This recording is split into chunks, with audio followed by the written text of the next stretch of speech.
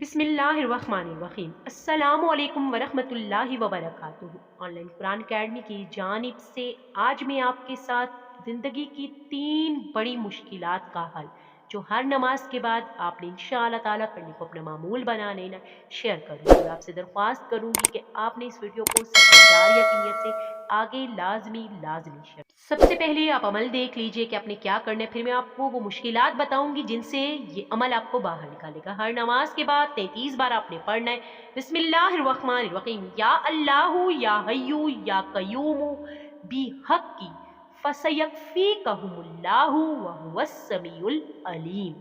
हर नमाज के बाद अव्वल व आखिर 11-11 बार आपने दुरूद इब्राहिमी पढ़ के इस अमल को आपने करना है। इसके दौरान आपने 5 वक़्त की नमाज की पाबंदी का ख़ुसूसी ख्याल रखना है। और एक बात ख़ुसूसी तौर पर आपसे कहूँगी कि बावज़ू रहने को आप अपनी आदत बना लीजिए। इंशाअल्लाह ताला आप इस वजीफ़े को कीजिए। इसके करने से डूबी हुई रकम या कर्जा हासिल करने के लिए अगर आप करेंगे, आपकी मुश्किल आसान होगी। जायज़ मुकदमे में कामयाबी के लिए अगर आप ये करेंगे, आपको इंशाअल्लाह 100% कामयाबी होगी।